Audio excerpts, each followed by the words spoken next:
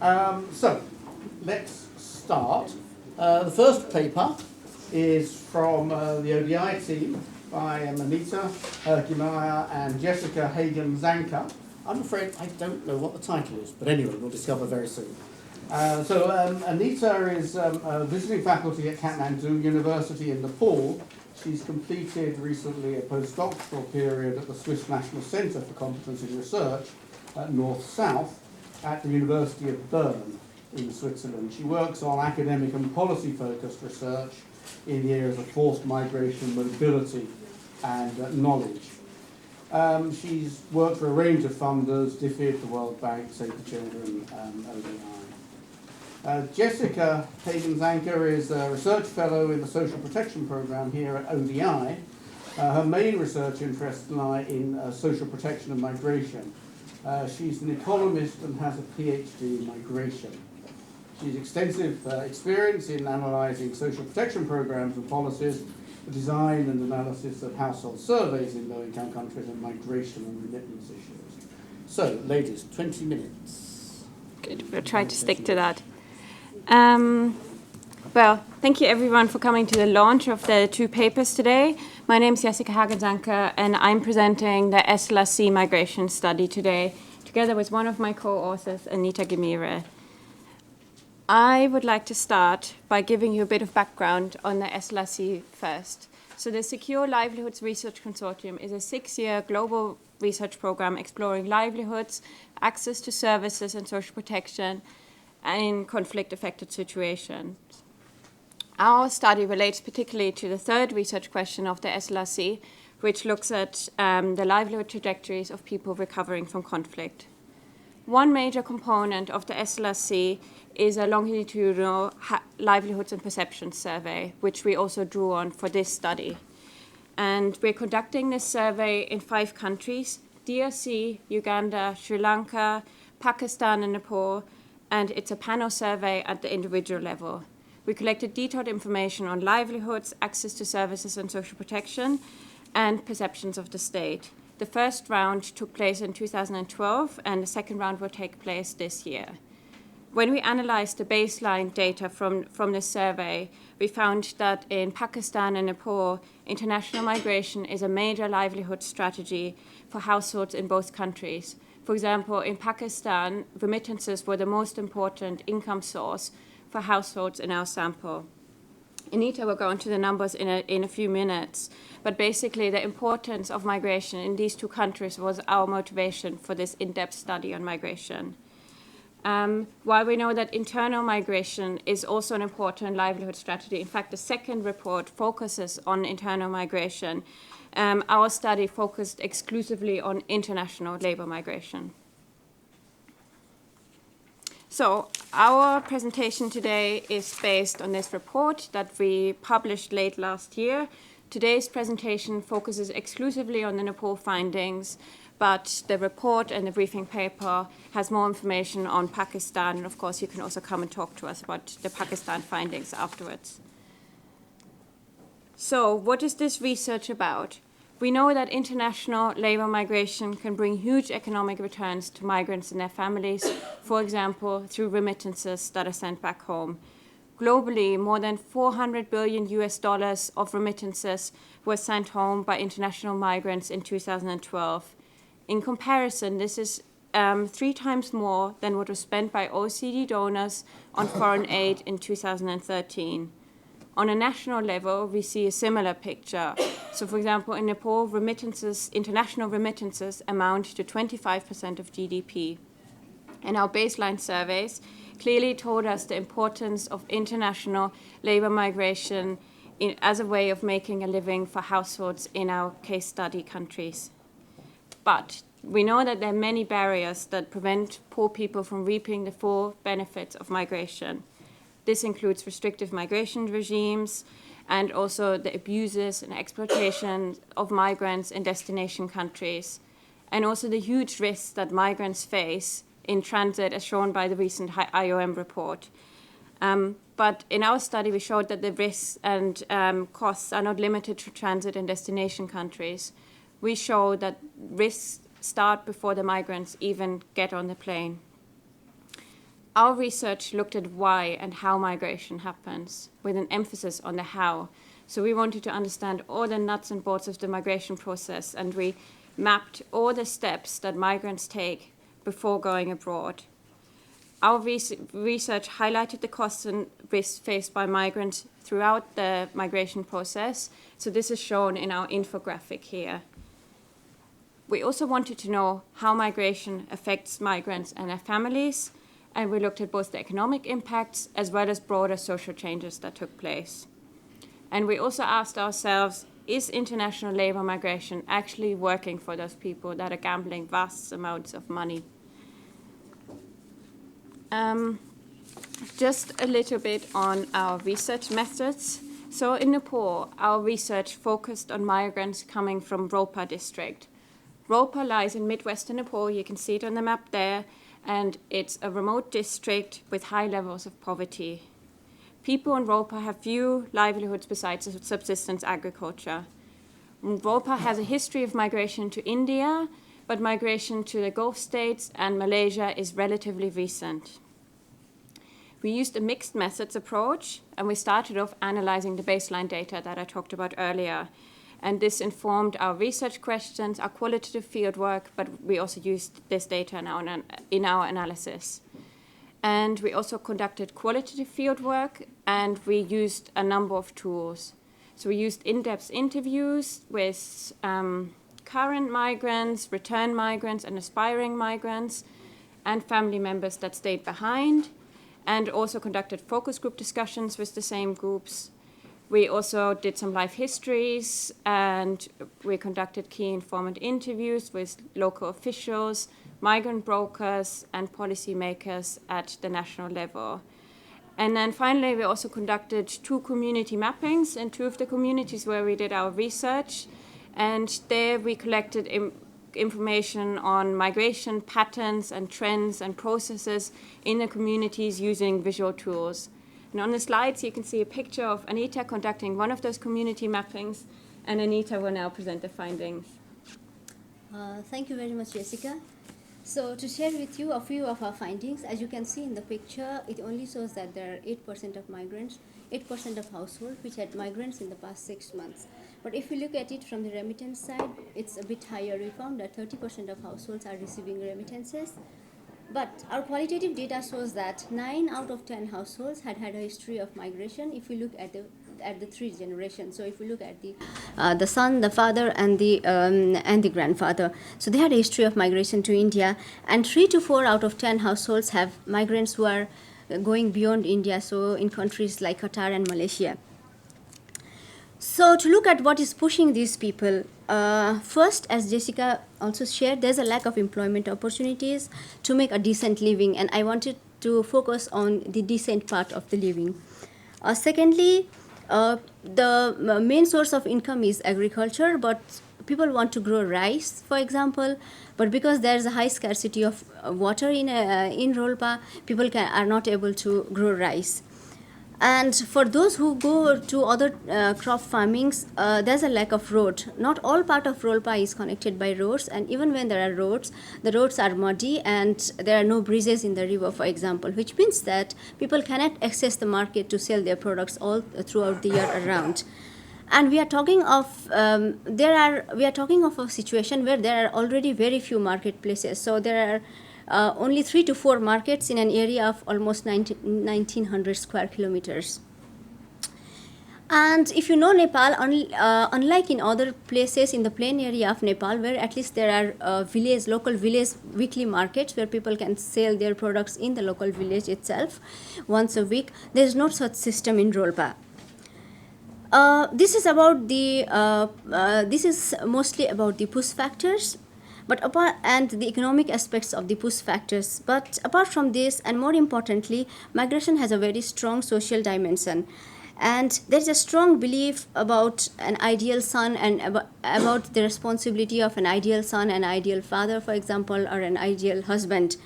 So male members are supposed to push the economic affluences of the household to achieve a certain kind of social status for the family. And there are certain markers for these economic affluences that they have to demonstrate to show that they are climbing in the social status. And unfortunately, these markers are rising. So for example, if 5 years before, having a television in a household would be sufficient to show that you are quite well enough in the society, now you have to show a dish antenna on the roof of your household so that you can show that you have access to international channels on the television sets. So it's similar for households. For example, a few years ago, a galvanized roof would be enough, but now you have to show that you have a cemented household, and same goes for many other parts in your daily life. So, given the lack of employment opportunities in Rolpa and no income from agriculture, migration is the only viable option for this male to prove that they are successful in the society. And also given that there is a long history, there is a long tradition of migration in Rolpa, it makes it very easy for these young people to take migration as a livelihood strategy, because the material and the subjective kind of supports, the emotional supports, are provided by the previous generations. But though migration is an aspiration for a lot of people, it's not available for all. For example, the poorest households cannot afford to migrate, and migration, there's a very strong social norms around migration of women. So we found that for one female migration, there are 4.5 male migrants, which is slightly higher than the national statistics in Nepal, because the national statistics shows that 91% of the migrants are male. So we found that women do not want to migrate in Nepal unless they are in a very difficult circumstances, and we can talk about the difficult circumstances. To understand the risk involved in different steps of migration, we sat together with the migrants and we drew a map showing the different trajectories that they take. So these trajectories are not by the formal legal norms, but by the understanding of the migrants. So we found that the first destination is to go to the Village Development Committee, which is the lowest local tier of the governance. So they go there to get a recommendation letter. And from there, the next step would be to go to the district headquarters, which is an urban center in the district. And there they have to go to the district administration office. So in the picture, you can see the migrants lining in the district administration office to fill their forms for the passport. So previously, these migrants would be able to get their passports from the district administration office itself, mostly after waiting for 45 days. But now with the introduction of the machine readable passport, the MRP passports, the quality or the standard of photos that they have to take does not meet this standard required by the MRP passports. So these people would like to go to the third center, Kathmandu, which is the capital city, so that their work becomes quicker.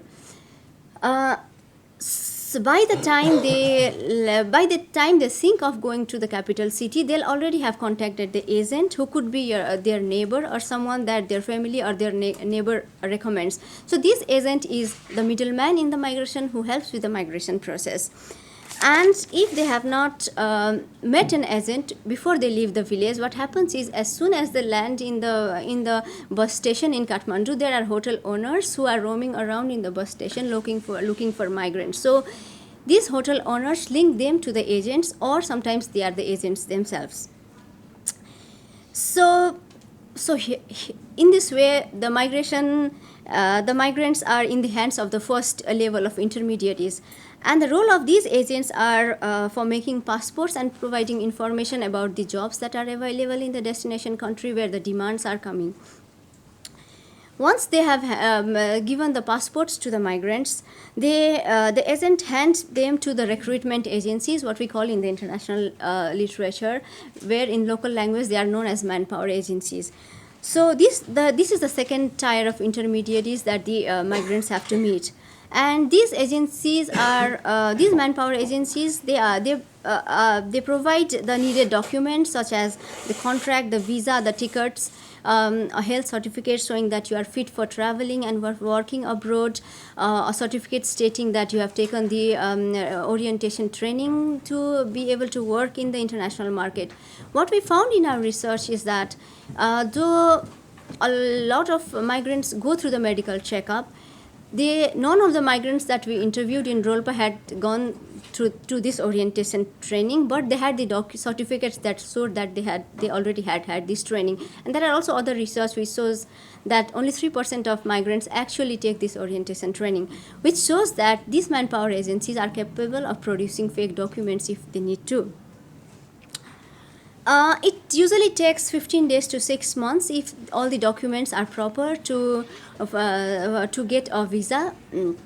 And if once all these documents are ready and the visa comes from abroad, the migrants are taken to the airport by members of these manpower agencies, and there is a process called setting, which ensures that their documents are not properly checked if there are fake documents. So they call it, in the local language, they call it setting, which usually means that there is already a liaison between someone who checks it in the airport and between these recruitment agencies, so that there is no hindrance to their further travel. And hence the migrants reach the destination countries. What happens sometimes is, if the manpower agencies feel that there is going to be a problem in the transit country because of the lack of documents, there is another level of intermediary in the transit countries which ensures that this migration can continue their onward journey. So once they land in the destination country, they meet with the other agent in the destination country, and then they are taken to their workplace by these agents, international agents. So to look at the economics of migration, the cost involved in migration, an average migrant spends around $2,500 US, which is 97% of the annual household expenditure in Rolpa. Comparatively, the actual cost is quite low. For example, the cost of the ticket starts from around $21, and if you look at the code, depending upon how fast you want your passport, the cost is actually from $53 to $106. What we found was a large chunk of money actually goes to this agent. So an agent takes an average of $1,300 per person to make this kind of fix this travel. Most of the money is brought from social networks, and the rate is 36% per annum. And the household starts to borrow money before they make the passport, and usually from the time they think of making the passport to the time of flying, it takes between 3 to 12 months, which means that they already have started accumulating debt while they are still in the villages.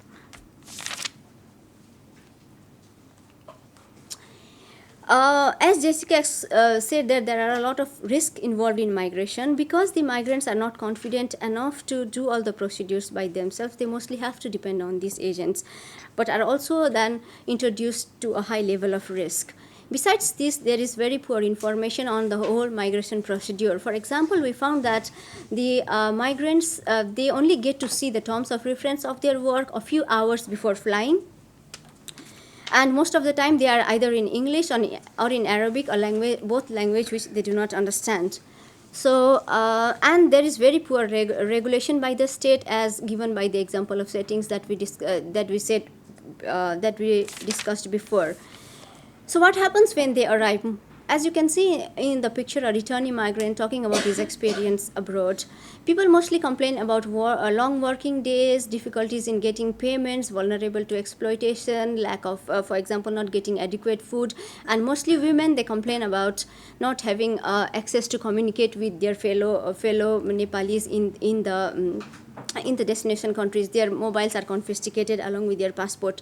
The state can give limited support because there are only a few bilateral agreements which are not binding that are signed between Nepal and the destination countries. So we also talked to what happens to the families left behind, and as you can see from another code, there is not much happening. Family only express that they are now happy that they can buy rice which they want to eat. Apart from that, there's not much change in the household. So in the community level, people complain that more and more land are left barren now, and there is no male to attend social customs. Most importantly, the customs around death ceremony, when it is the male members who are supposed to carry the dead body of the person and take it to the cremation site. In the family, though a lot of migration literature point to the increasing decision-making power of women, our research in Rolpa did not show this, because we found that money was mostly going to the parent of the migrants rather than to the wives. And then due to the popularity of mobile phones, the migration was actually, the decisions around household was actually taken by the migrant who lived in the destination. So we see an increase in responsibility of management of household, of children, of agriculture, but not in the increase in decision-making roles. And also women are subjected to even more stricter scrutiny about their conducts. They have to prove again and again that they are not having an extramarital affair with other men. And there's also a negative impact on children, which the fathers are worried about. Children grow up with the impression that life abroad is full of amenities because they get gifts from their father when they come back. So the father is working very hard so that their child can continue higher education, but the children want to drop out of school and then migrate abroad as soon as they can. So looking at what needs to be done, well, we have to take into account two debates that are happening around migration as a right for people, but also the risks that are involved in migration. When we talk to people talked about the need to invest in local employments and market, which is very possible in Rolpa given its rich natural resources. And also those who returned and were starting small business talked about backup and insurance on investments for people who want to start business.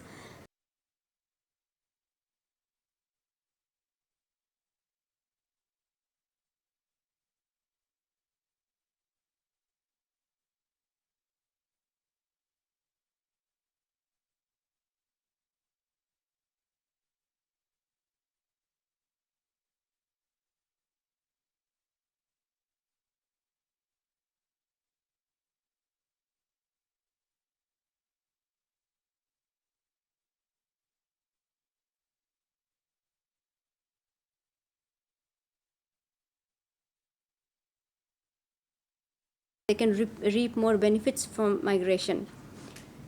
So this was a snapshot of our finding, and if you want to know more about it and also about Pakistan, which we didn't present today, we have the link to our website. And thank you very much for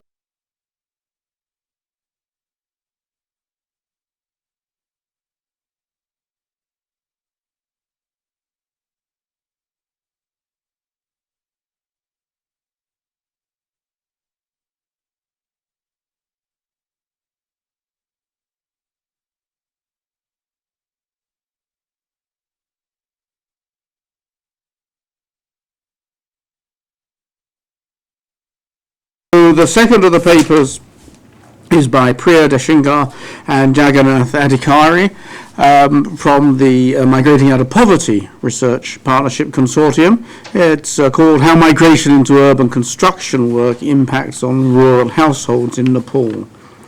Priya is the research director of the Migrating Out of Poverty Consortium and a senior research fellow in the School of Global Studies in Sussex.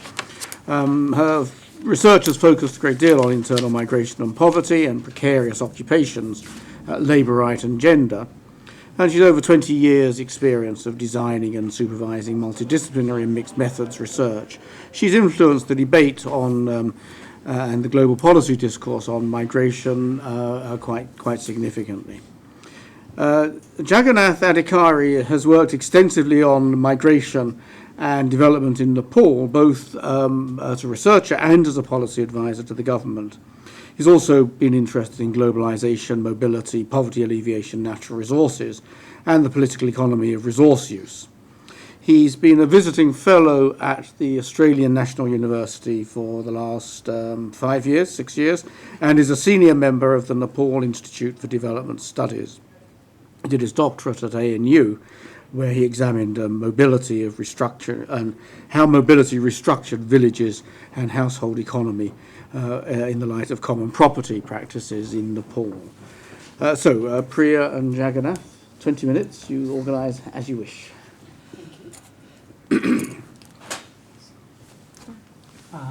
you very much. Thanks to the Migration Out of Poverty Consortium, which helped me to come out here. And I also feel privileged to do this research with University of Sussex, especially with Priya. I mean, this research is internal migration. What our previous team presented was about international migration, and there was a bit differences between international migration and this. And the reason why we focus on internal migration is because it's not much research done, because a lot of research has been done on international migration, a lot of interest in that one, which is obvious because it contributes a lot. But internal migration is also equally important because, in 2003-04 Living Standard Survey, it revealed that about 1/3 of the remittances originate internally. That's from internal migrant. So it's also important. The second fact is that poorer people, they tend to go for internal migration. Very poor might stay within the village. So those who can't afford international migration out of their economic health, household economy, or because they don't have social contact, for them the another opportunity is internal migration. So we focused on internal migration because we wanted to look into the impact on poverty. And then the other reason is, I guess the internal migration will be in future a bit important because urbanization is very rapidly happening in Nepal. I think in many other countries, so many more people will be living in urban areas after some years, so people will migrate to urban areas, and so we focus on it. So our basic, oops. So this will go like this. Yeah, try that, yeah. Yeah. So, basically our study has two parts. One is we did a study in urban areas of the migrants who came there for construction work. And then the second phase of the study was following those workers in the villages, source villages, to do a tracery study. So it is, and the first phase of the study is like examining 150 migrants who came there for work, and then understanding their how they live and what is the working conditions and so on. So using both quantitative and qualitative methods, both mixed methods. And then in Kathmandu, we had categorized 3 types of companies which employ these workers: international company, big companies, and then national big companies, and then small private companies. So basically, we wanted to know how the construction worker fare in different types of company. So that was main aim. The second part is like tracery study, where we did 60 households in 2 villages, one in the hills, one in the Tarai, and of them few were the families of the people whom we interviewed in Kathmandu. And in order to understand, because we didn't have the historical comparison of how they fared, single household, counterfactual information wasn't there, so we had a kind of a control and experiment. So we took some households which are non-migrant. So we have migrant and non-migrant, and within the migrant there were other kind of migrant also who went not to the city but to other villages for wage work. So that was kind of three groups: construction worker, and then wage migrant, and then the non-migrant. So these were all done to see the impact on poverty. So basically, as I said before, we wanted to understand the working and living condition of the migrant, and impact of this migration on families at source, and of course with the focus on poverty. That was the main aim. And then we wanted to understand the role of gender, social structure and ethnicity, and access to job market, and how upscaling taking place or not, and other factors which could have an impact on poverty. And then also whether these employing private companies, international companies have been following government regulation or not, and what are the government regulation and how that impact on their welfare. So that was also. And then obviously it was a policy research, and then we wanted to know what it tells about the existing policy and how it can be changed. So that was our basic objective. And then we studied migrant and to understand who they are, what is their background, and other things. So we found that more than 80% of the workers of the sample were from the poorer and the most socially excluded groups, and which is obvious, as I told you before, because internal migration is kind of a window of opportunity for the poorer household. So, and in our samples, most of them were from poorer and the socially excluded groups. And which is true because, Living Standards Survey, as I said before, 2003 and 4, it also tells that the group we interviewed in our sample, in fact, they also represent the poorest of the people nationally. Like Janajatis were there in majority, and then Madheship, Dalits were there. So these are the very poor people, and so they were represented in our sample. And in terms of migration process, it is somewhat different. I'll go into detail how construction workers take different steps to reach to Kathmandu. That's there, but one thing which is very different than the previous one is because since these were internal migrants, they didn't require the kind of travel documents that was required for international migrant. So they didn't have to go to the BDC for papers. They didn't have to have photos. They don't need a passport, things like that. So in a way, it's a different kind of process for the internal migrants. And so all these, many of these steps and agencies, intermediaries are there, but it's a bit different and a bit smaller number as compared to the international migrant. So there's a major difference. And then we found that a large majority of workers, construction workers, they migrated alone, and only 26% migrated with family members.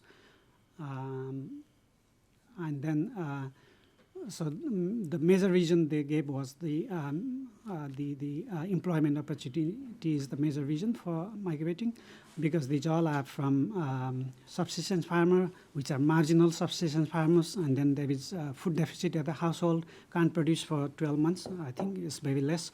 So just to meet that, they migrated, and in the type 1 companies, means the international companies, there were 46%, and type 2, there were 60% workers. They migrated with the help of recruiting agencies. I mean, there were also intermediaries, internal migrant, which is locally called dalals. And for small companies, private small companies, contractors also, they brought the workers. And they are also called Naikes or Thekadars, and they help to bring the people. And 36% migrated with help of friends and relatives. And most of the workers, they said that they demand advance from those, either from dalals or from the contractors, because they need to leave some money at the household, and they also need money for traveling and other expenses. So, so they demanded that advance money. In terms of wages, I mean, there's clearly there's a lot of difference between skilled and unskilled migrants, and I mean, the data clearly shows that.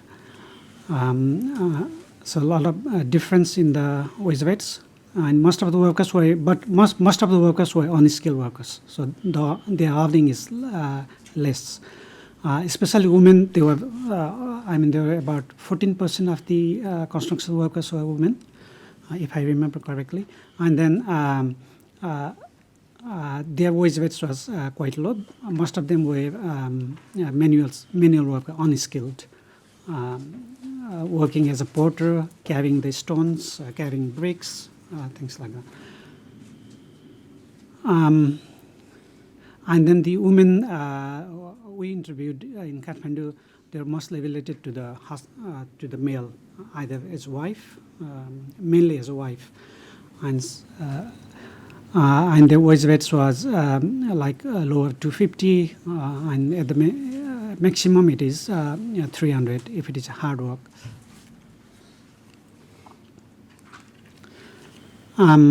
We also wanted to study working condition and what are the risks they experienced, and also compare this with the existing policy, what existing policy says, and what the realities they face. Only 2.7% workers, they had a written contract. That's mainly for the skill, and that's mainly in the international companies. And workplace safety was very poor. The data there in the main report. However, workers in the National Road Company had health insurance because that's a government-supported project, and then they have to abide by that. Even though the trade unions are there and politically, there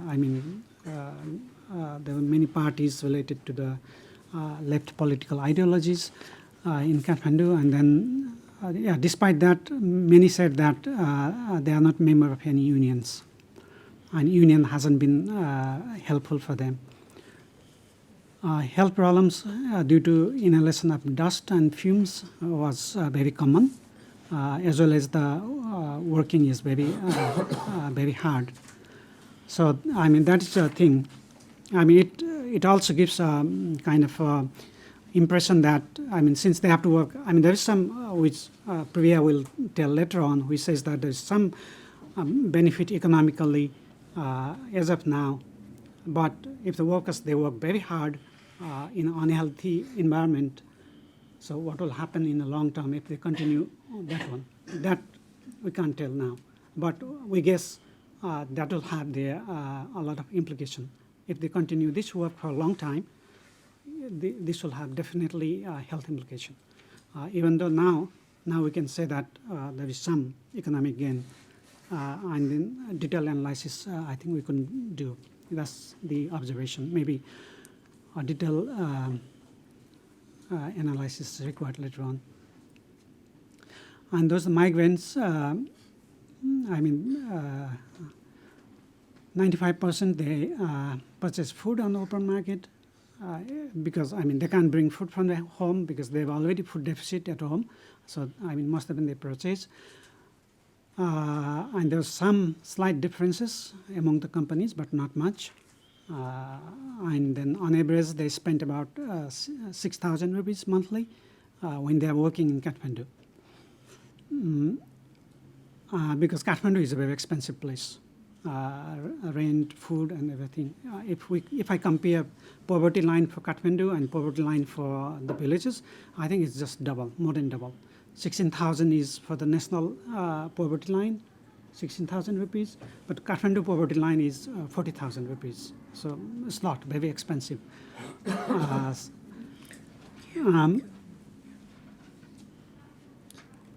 And then, they sent a major part of the income as like 75% as remittances, and this is a major contribution to your household economy. So this is what we got finding from the Kathmandu study.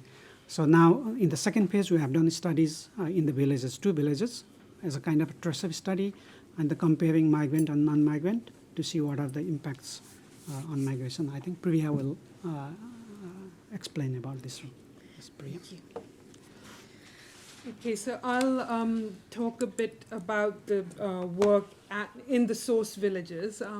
And we did this research with a smaller number of households in 2 quite different villages. So one was a typical hill village, relatively remote, so not very well connected, and with quite a sort of difficult agroecology, in the sense that land was poor quality and sloping, and in general it was poorer than the other village, which was a much better connected village in the Tarai or the plains, the fertile plains.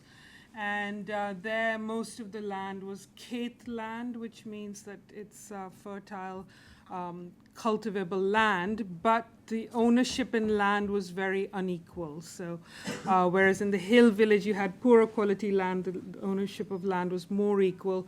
In the Terai village, it was much more unequal, with traditional feudal landlords basically still dominating land ownership.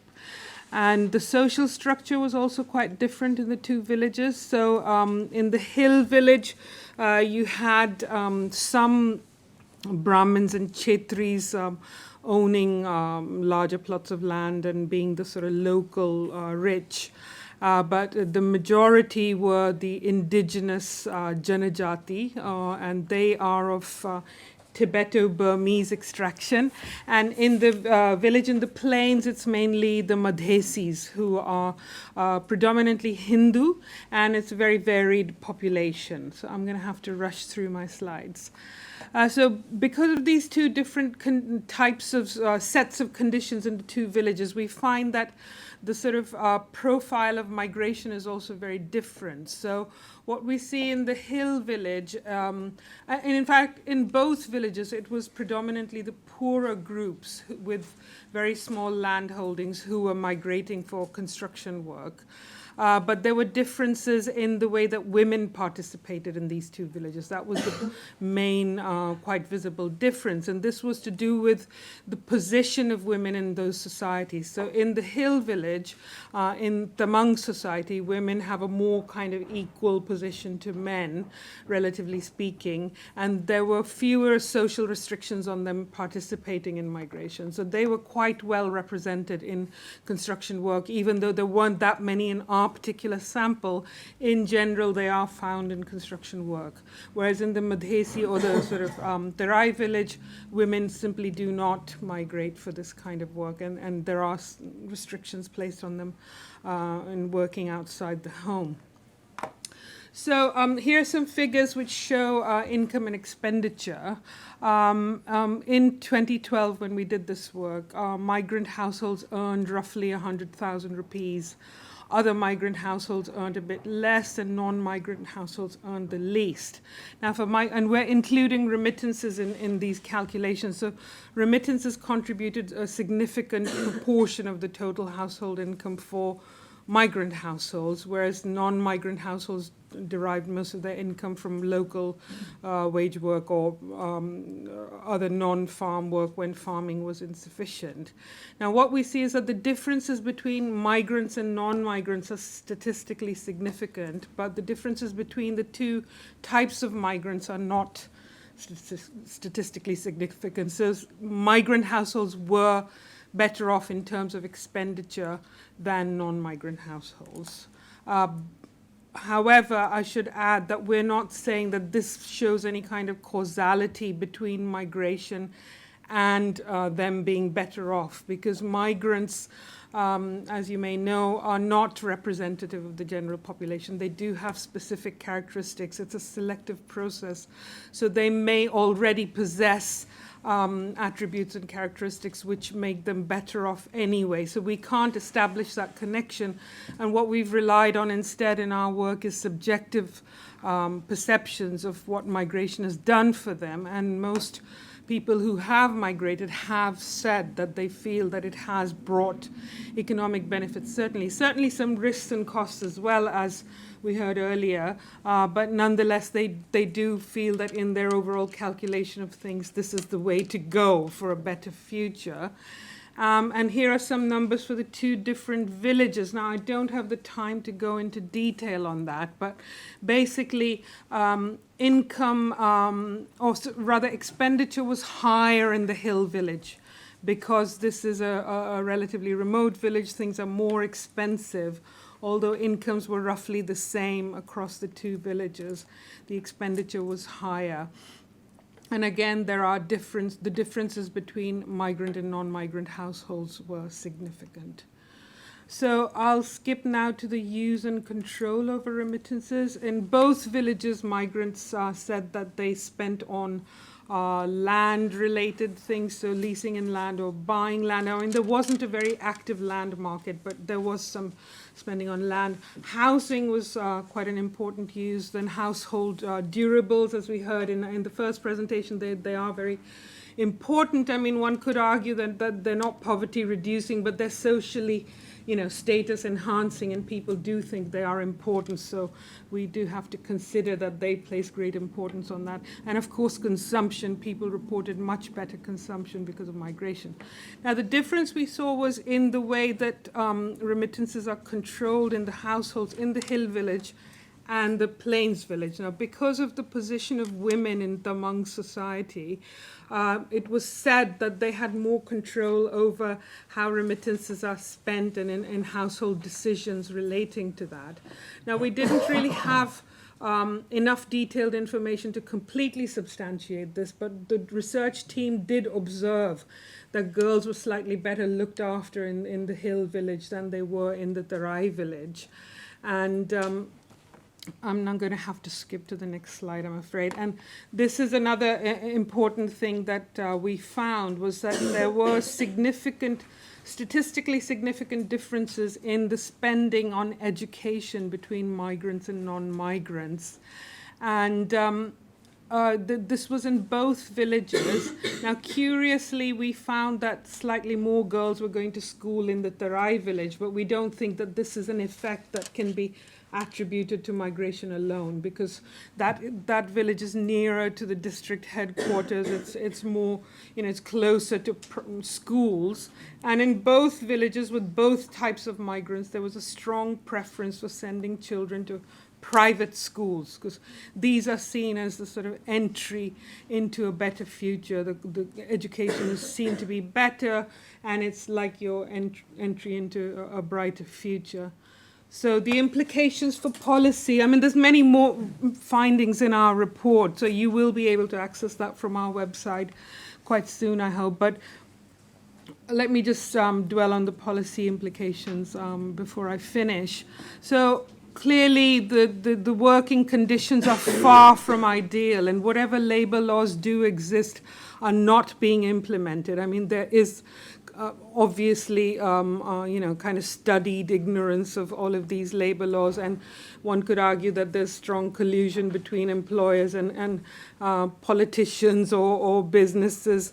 And so labor laws are not implemented. They should be better implemented. Maybe there's a need for new kinds of labor laws for new patterns of migration. So that's one area of policy implications, and creating awareness among workers about their rights, helping migrants to access social services, better regulating the recruitment process so that they're not so easily exploited by agents, and the balance of power shifts more in the favor of migrants. Thank you very much. Thank you very much indeed, Priya. Okay, so we now have two discussants, one for each of the papers. So I'm going to ask Carlos da Silva to discuss Anita and Jessica's paper. Carlos is an economist and senior researcher at the Centre on Migration Policy and Society, Compass, at the University of Oxford, and a senior researcher in the Migration Observatory, working on projects on labour markets. Carlos has been a consultant in migration-related projects for several international and policy agencies, including the ADB, the European Commission, IDB, World Bank, Home Office, and the United Nations University. 7 minutes, absolute max. Perfect. Hopefully we'll need only about 5. Thank you for the opportunity to discuss this paper. I think it's quite an interesting paper, and it's an intersection between different strands of the literature. It talks about migration from Nepal, and in the case of the report, also from Pakistan. Migration to the Gulf, because a lot of the discussion about the condition of the workers at the moment that they migrate is really about, what are the poor conditions of workers in the Gulf. And then, of course, all of this happens in a post-conflict context. So I think that combination of different aspects makes the paper very interesting. There are many findings, as they were saying. I mean, we're literally rushing through the findings because there are so many that it's impossible to do it, I guess, in 20 minutes. And of course, some of the impacts and the findings are new. Some of them are not new, but they're presented in a different light. So I'm not going to summarize the paper again because you have seen the presentation, but I'm just going to start by highlighting a few interesting findings. I mean, one that came to mind that was very interesting is the aspect of loans. So essentially, there was this feeling that loans are necessary if you want to migrate, because people don't have the resources in order to migrate. They will have to invest thousands of dollars in the case of Nepal. They are difficult to get, so if you don't come from a poor household, essentially you don't have access to these loans. You need some kind of collateral in order to get the loan. And then once you get them, they're impossible to pay because you will be charged from interest rate that apparently varies from 3 to 5%. So this role of loans in the migration process is quite interesting. Something else that is interesting about the paper is the role of gender, and they were not able to say as much about that, but essentially there was this feeling that women play have an inferior role in society, and there was this quote of somebody saying, well, they need to take care of the children, feed the cattle, and cut the grass. And in fact, I think it was repeated somehow several times, this type of quote in the analysis, and that they're not migrating as much. Migration is overwhelmingly male in the case of Nepal. And once migration takes place, sometimes women take more responsibility, but often it's another male in the household, the ones that is put in charge. And there are things related to reputation. Of course, if you migrate, there are not good jobs for women abroad, so you're going to be doing something that is not something that is seen, as being a prostitute or something like that. And overall, I mean, it's a bit of, it doesn't matter if you stay or if you go, you are going to be in a poor scenario. If you stay, you have a very weak local labor market, so not migrating is associated with poverty. In this case, if you go, then you're going to be exposed to insecurity, to risk, and to household division. So in some sense, it's a bit pessimistic, the picture that we get from the report, which I guess reflects the reality. Maybe the case that the situation is just difficult either way. So I just have a few recommendations for possible expansions on the report. I mean, one that I was surprised by is this is all done in a context of post-conflict, and it's mentioned several times. This is a post-conflict context, and it's one of the reasons for selecting the area. However, conflict experiences don't play any role in the migration dynamics that are presented to us. So it will be interesting to see how those dynamics play, and I just put a very simple thing here. So you have the white space as the pre-conflict scenario. Then you have the conflict, the red one, and what you have next is something different. So it's not the same. Conflict occurs, so whatever you have post-conflict has to be affected by the idea of conflict. And what you have there, I mean, conflict exposure, of course, it changes society, it changes investment, it changes a lot of things, but it also changes people. How they acquire human capital, how much human capital they were able to acquire, what are the health outcomes. I mean, children, and maybe the access to food during the conflict was not the same. That has long-term implications and long-term implications for migration, for labor reasons in the future. The agricultural knowledge that was transmitted across generations, what assets do they have to take out a loan, the risk behavior. So it's very risky to migrate nowadays if you are going to the Gulf, of course, but is your risk behavior, are you willing to take more risk or maybe less risk because you were exposed to conflict? So I think exploring these things in this post-conflict context will be very interesting. And then again, I love the discussion of the loans, but something that I was not clear about is what happens if you don't pay the loan. I mean, of course, say somebody can say, well, I'm not paying, that's it. And so what happens? What is the consequence? If it is an informal agreement, which it seems to be the case, it seems that there was some collateral. In some cases, there was loan, but people were taking multiple loans. So they were not taking loans for just one person, but from multiple people. So it's not clear how to use a collateral many times. You promise the same land to a lot of people, and then they somehow divide it, or something happens with the land. So I think, given that loans seem to be so important, that can be expanded. Then there's the question about expectations. Of course, there's a history of migration in this place. Apparently, migration to the Gulf is quite recent, but there's a history to migration to India and other places. So, I mean, it's difficult to fool people again and again. So it's difficult to see that they don't have a real idea of what to expect. we know we make agreements with people that we don't trust every day, right? We don't trust these people. We still do the deal because we have to. So I would suspect that somehow they know that they're going to be, abused, that there are going to be difficulties. So up to what point there's really an information asymmetry there, and how big it is. And are migrants really, innocent victims, or they cannot know that they're being exposed to these things? And final one, maybe a bit more minor, but it was interesting that in the report, remittances were related by people to increases in price, and particularly the price of food. So, if this is true, and I don't know if it is happening in Nepal now, non-receivers then are always going to be worse off because they don't get any remittances, and the ones that are getting the money are increasing the price of the food. So it will be interesting to see that, or maybe the case that something else is increasing the price of food, and people are somehow relating this to remittances because that's the money that they're seeing every day. So it will be good to expand the paper, or maybe the analysis, to see if there's something there. But overall, I enjoy the paper, and I think it's a great, solid piece of research. Thank you very much, Carlos. Final speech from the platform. Fiona Samuels is going to be talking about Priya and Jagannath's paper. She's a research fellow here at ODI on the social development team. She's a social anthropologist with over 15 years' experience in areas like public health, rural development. She's currently focusing on linkages between health and HIV/AIDS, poverty, risk and vulnerability, and a particular interest in livelihoods, food security, migration, and so on. Yeah, 7 minutes max. Thanks very much. I think I probably have the privilege of going last because I've heard all the papers as well as discuss it, so I think that's a nice position. Thanks very much for inviting me to discuss this paper, which I liked very much. And I think actually, I have some experience on cross-border migration from Nepal into India, and so I think actually this paper on sort of international beyond Nepal, and my sort of experience on cross-border is actually quite a nice sort of combination of things.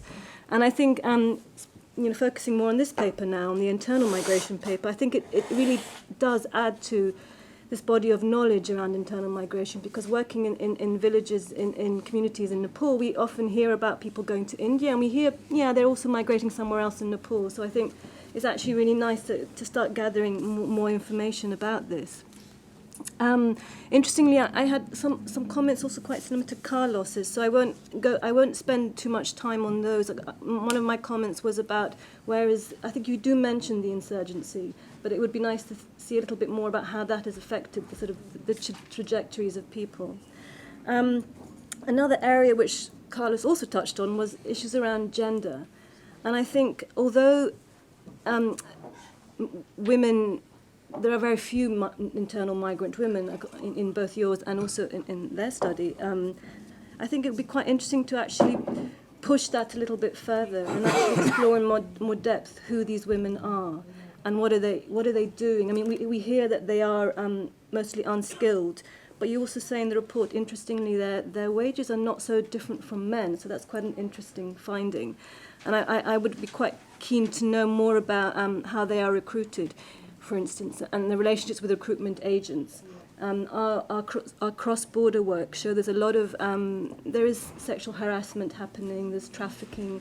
Does that occur also in internal migration? I have no idea, so I think that might be quite interesting to push further a little bit.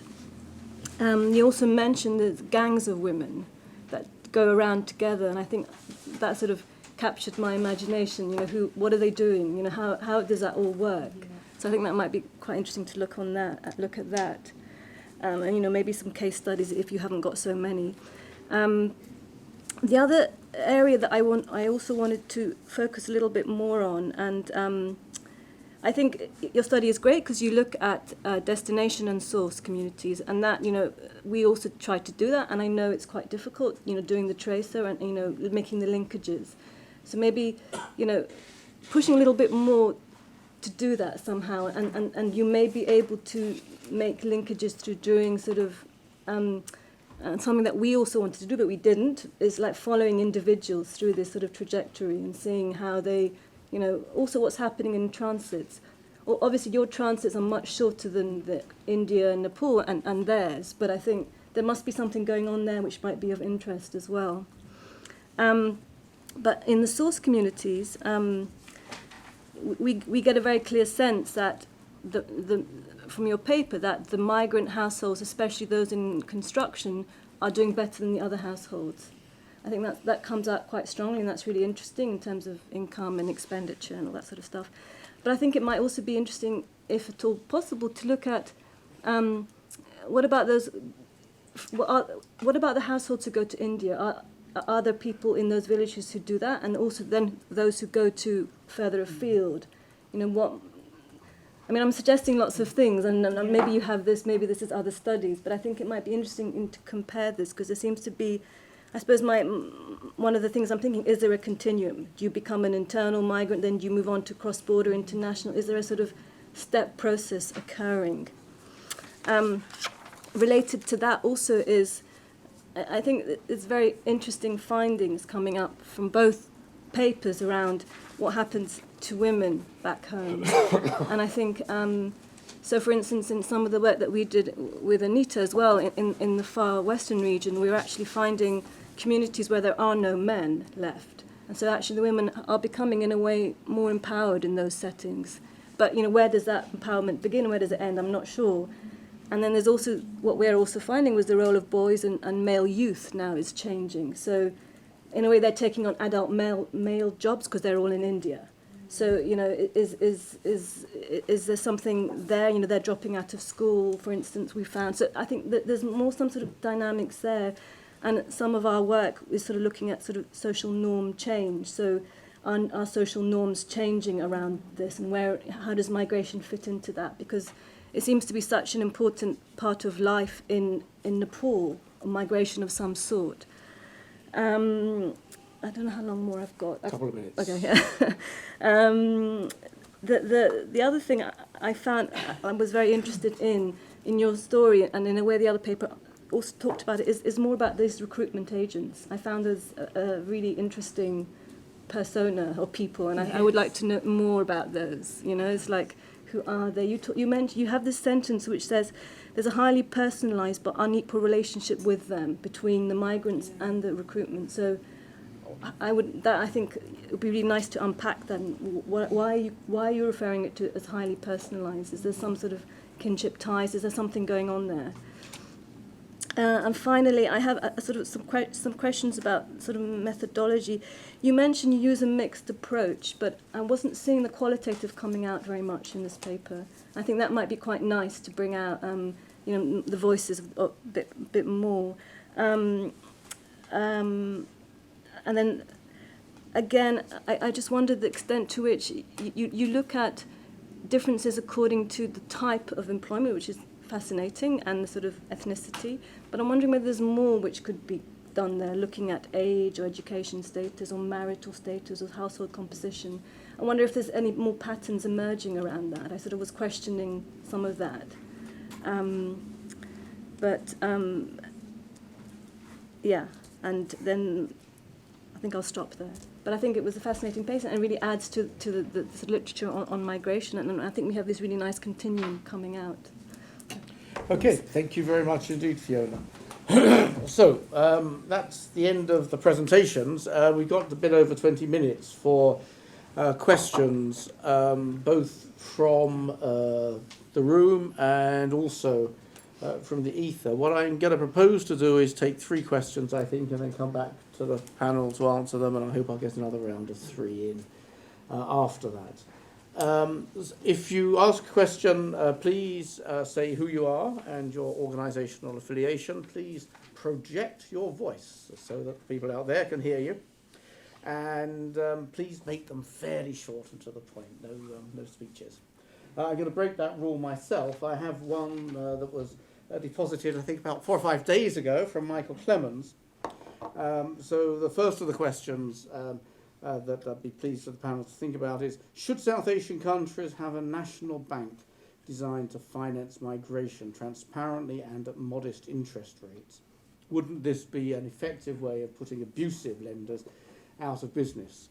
Apparently Phil Martin put this idea forward in the Global Forum for Migration and Development in 2009, but Michael observes that nothing has happened about that and poses the question that have we now smeared South Asian Gulf migration to such an extent that we dare not deal with a set of institutions that might actually make it better?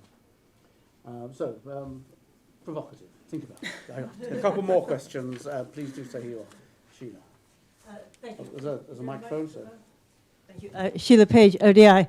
Thank you for both papers. My first, I wanted to ask a question about a major difference between them, which neither of you picked up, which is that in the first paper, the migrants incur all of the preliminary setup costs themselves and therefore go into debt to others, whereas in the second, there's an advance from presumably the future employer, and therefore they're in debt to the employer. Now that is, in a sense, the more conventional exploitative model of migration, but it seems to come out better in your results. So I would like to know, is there really so much of a greater demand for internal migration than for external demand that the market does work this differently for the two?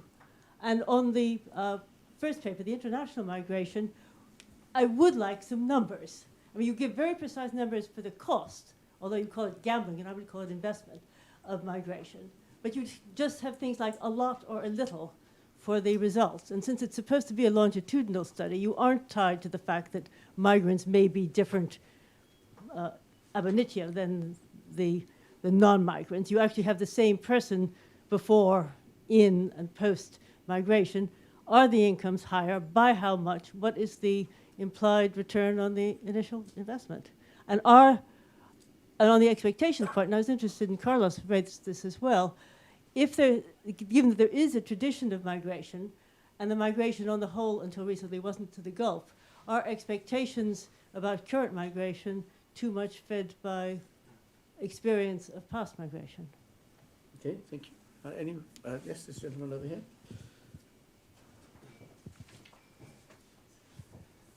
Hello, Nick Mathers, PhD student at LSE.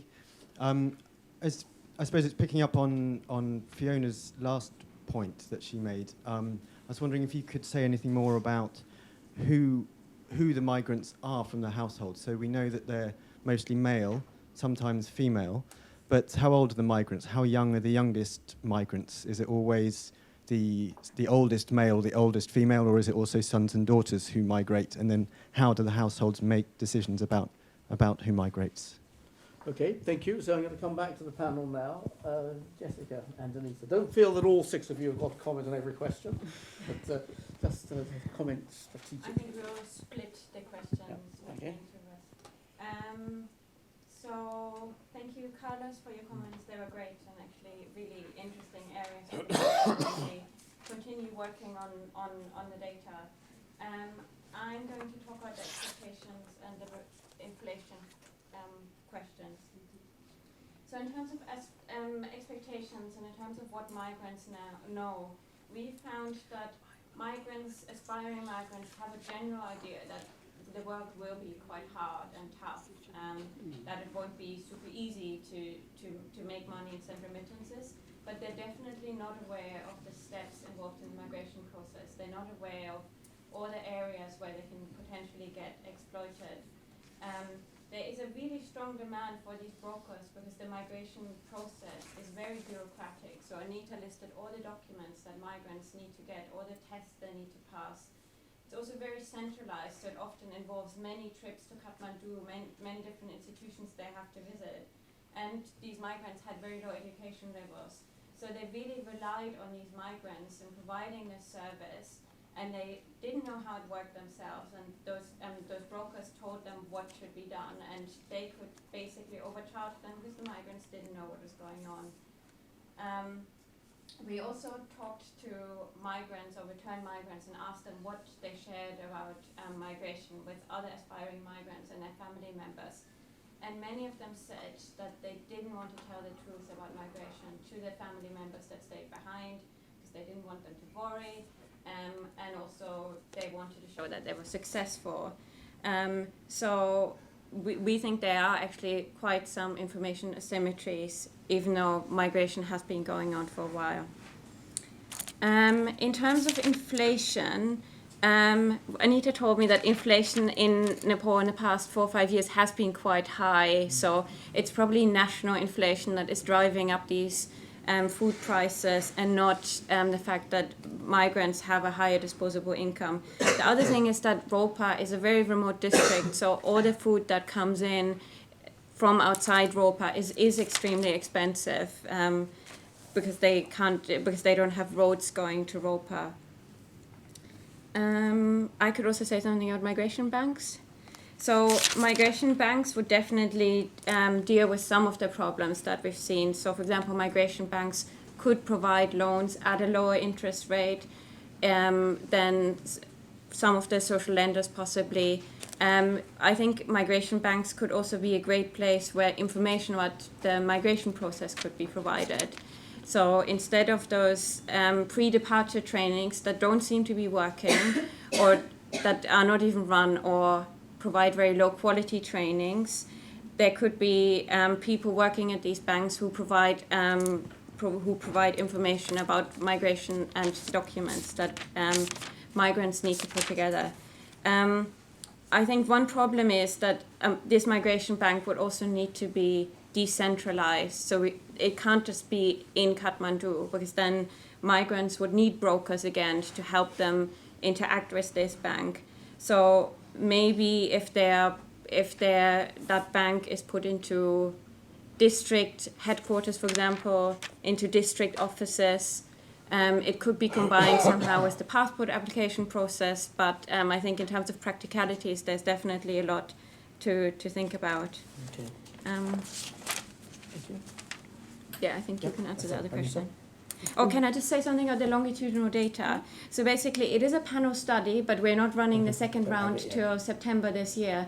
That's why we haven't analyzed any of the panel data. But we hope to be able to get some data on actual impacts. Because what's in here at the moment really doesn't seem helpful. Just saying that people say they feel a lot or a little better off. Well, we also put in subjective studies, subjective questions on purpose, but we will also have other kinds of data later this year. In due course. Okay, Anita.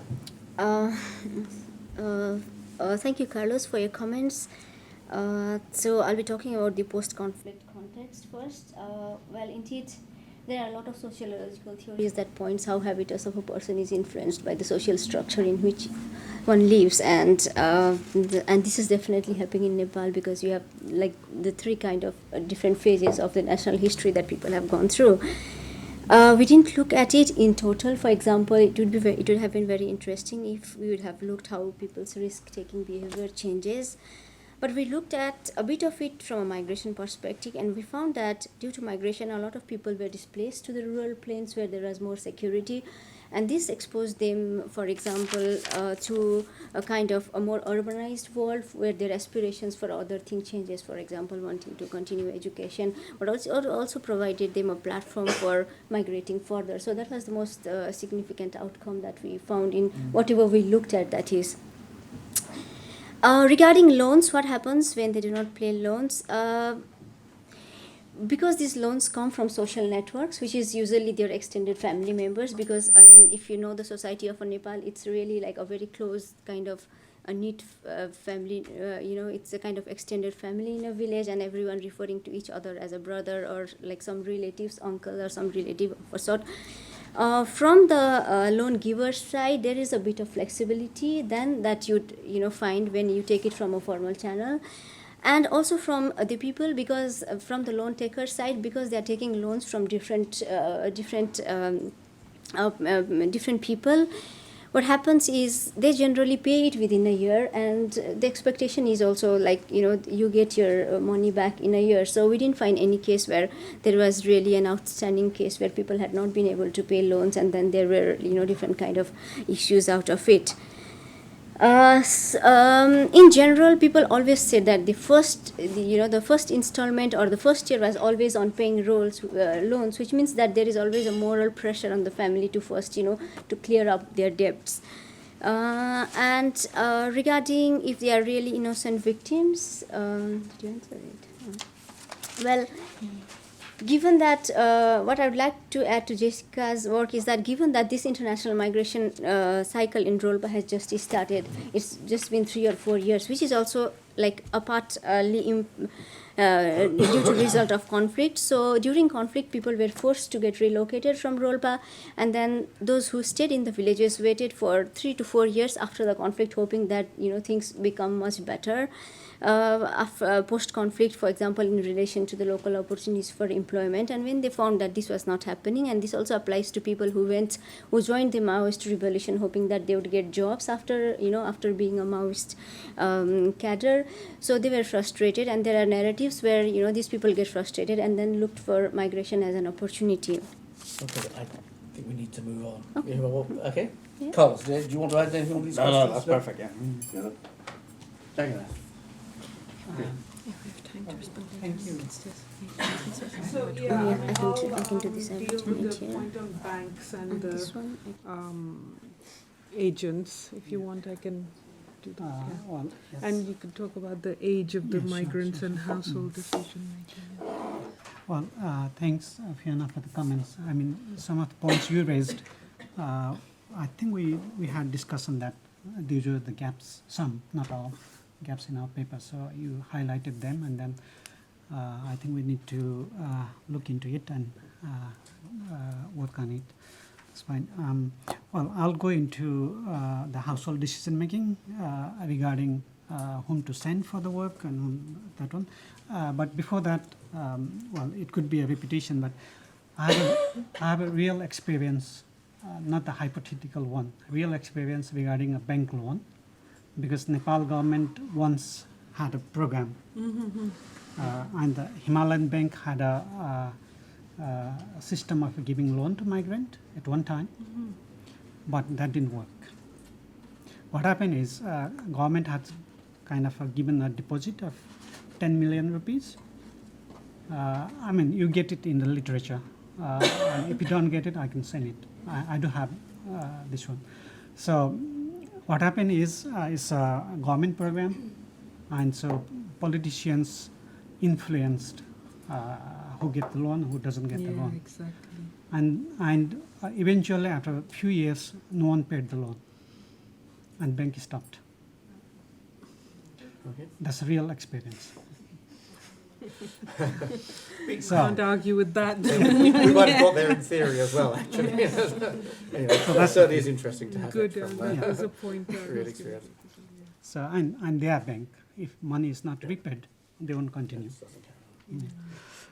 In terms of this, I mean, in our detailed report, we have data on the age of the migrant and other thing, because we didn't present it here. So, I mean, in this summary report also, we do have data, like 75% are under 45 years. And I mean, we found as young as like 17, 18 years also in the Kathmandu. I think even in our picture, I think there was a guy which is not more than 23, 24 years. So there's, and then regarding, I mean, it's a different type of household model, kind of a joint decision making, and then usually it depends on parents, migration history within the household regarding whom to send and where to send, because most of the households, they have their history of migration, and so it depends. I mean, where to send and others. If it is India, then I mean, from Far West, every male want to go there. If it is Middle East and others, because cost is very expensive sending them, so they will usually decide either one or at the max two. If they have to send it to India, I think most of the males, they want to go to India from the poorer areas, because it doesn't involve much cost. It's just a travel cost mostly.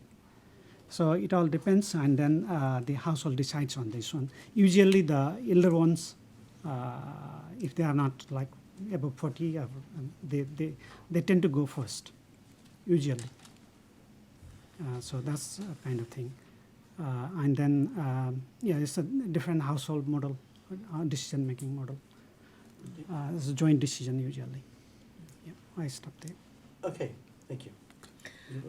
Very briefly. Okay, so very briefly, I'll take Sheila's point about the differences in the way that agents operate and why it is that in the case of internal migrants, the costs are borne basically by the agent, and in the other case, it's the other way around. Now, there is actually a demand for the types of workers that these agents recruit. And the demand is for workers who are going to constitute a very pliable workforce. So preferably uneducated or with very low levels of education, workers who are not going to be unionized when they come to work, are basically a captive workforce. And these recruitment agents specialize in recruiting that kind of worker. But because they are uneducated and poor and usually in remote locations, they can't bear the costs of migration themselves. And the migration industry of agents, in the case of internal migration, has emerged to take on those costs and risks. The agents take those costs on, but of course they have to be repaid at very unfavorable terms to the migrant, actually, if you calculate the repayment rate. But then they also play a facilitative role. And there is the information angle to it as well, because the agents know where the work is available, so they have all the market intelligence. I mean, things are, of course, getting better with mobile phones and migration experience and all of that, but still, because it's such a shifting situation all the time, a lot depends on social networks, and these people are in the know. They know exactly when the jobs are coming, where they're coming, and they move people around. So that's the way that those agents operate, and it's quite different to international migration, where they must negotiate all of those procedures and make the documents and so on. So the reasons for these two industries emerging and shaping up so differently is basically that. And I was going to say something about banking, which was very much related to what Jagannath said, is that I don't see any reason why banks should be easier to deal with than informal lenders, really, because I can see rent seeking and all those sorts of problems that plague other institutions also plaguing these banks. So. Okay, thank you. We have time for another very brief round of brief questions and even briefer answers. I've got several here, but this young lady. Hi, Jo Castley from BBC Media Action. I just had a question about whether you have any kind of reflections on the return process in terms of the practicalities of it, and then also the reintegration back into the family and the community, either whether it's kind of temporarily or permanently, and how that affects kind of the role of women and gender relations, etc. I also had a second question as well about kind of, which you sort of touched on there, about sources of information when kind of before people leave, but particularly when they're at the destination where they're working, where do they get their information from? Okay, thank you. Okay, this gentleman, and then I'll have one from the screen. My name is Kunle from the University of Hull. I'm a PhD student in development studies. And listening to the various speakers, I can see almost the same dynamics between the process and all that goes into migration and human trafficking. I don't know, maybe there is a resemblance or there is a connection. Okay, thank you. So I've got several questions. I'm afraid I've only got time for one. The rest of you who sent them in, please do contact the speakers bilaterally. A question from Paul Cluett, who asked the speakers to expand a little bit on the deliberative process that takes place before migration. And specifically, he was interested in, do people consider international migration and then drop down to internal migration, or is it in fact exactly the opposite? Is that how do people make that decision about where to go? Do we have any ideas? So let me start at this end. Priya, do you want to start with answering some very briefly of those questions? I can address the point on trafficking and to some extent the reintegration and return question. So with migration for construction work, a lot of it is temporary or seasonal. So there isn't the kind of reintegration and return as such that you would have with long distance, long-term international migration. It's much more of a kind of circulation process. So the migrants who go for construction work aren't really away from their villages for such a long period. So I think those questions are a bit more diluted in internal migration. Now, turning to the trafficking point, this, interests us a lot because there are, in fact, a lot of parallels between trafficking as it's defined and the conditions in which this kind of migration takes place. I think what's missing, at least I would argue, is that level of deception. And, again, this is a very debatable point. To what extent are migrants being tricked into accepting these working conditions? How much do they know? What do they expect? I mean, this is a point that I think Carlos was essentially raising. And I would say that in communities which have had a long experience of migration into this kind of work in these destinations, even though they don't want to tell their families exactly what they're doing and what the working conditions are, and they want to portray successful stories, I think there is accumulated experience and knowledge, which I would say means that they're not really deceived in the way that trafficking would suggest. So that's where the similarity ends. But otherwise, they're bonded in the work, there are limits on their personal freedom, so they're trapped, if you like, in a way. Exits are difficult. But then again, that's also debatable, and I could have a long discussion with you on that. Yeah. Haganath, do you want to add anything? Based on my own experience, I'll just briefly talk about this reintegration. For internal and then the international migrant, male, it's very different. Because international migrants, male migrants, they are in the destination for a long time. And whereas these are internal migrants, even in our report, it's and then every 3-4 months they go back to home. It's easy to go there. So it's not the same kind of impact that we saw in the international migration. Why I'm telling this is we did a research on this 2 years ago, and the report, which has come in the form of a book, is there in the internet. If you are interested, then you can just type "Everyone is Living," who will show the fields. So it's the title of the book. So you can just download and have a look. There were so many cases, real stories about how women suffer when husbands come back or when he doesn't come back, in both ways. When he comes back, they have a problem. If it doesn't come back, they have also a problem. So it's Well, can't win. Fiona. Just very quickly on again the reintegration question, and this is more from a cross-border India and Nepal perspective, and taking sort of health and HIV sort of things like that into account. The research you're doing is far western region in Nepal. One of the highest rates of HIV are amongst migrants coming back from India. So there is a sort of lot of stigma around that, and I think that really affects how they are reintegrated back into the communities, and also affects spouses as well. So there's a whole sort of analysis around that, and it's quite an issue. But that's that particular area and that particular dynamic to India. So yeah, that's it. Thomas, do you want to no obligation. So Anita. No, I just want to say, and Fiona's publications are lying here. Advertising. Thank you. Okay. Yes, Anita. Okay, I want to take on the question of the earlier question, who are the migrants in brief. So, if you look at the educational status of migrants, it follows a U curve, which means that if they are highly educated or not educated, they don't tend to migrate, whereas those who have so we found that most of the migrants are those who have completed their primary education.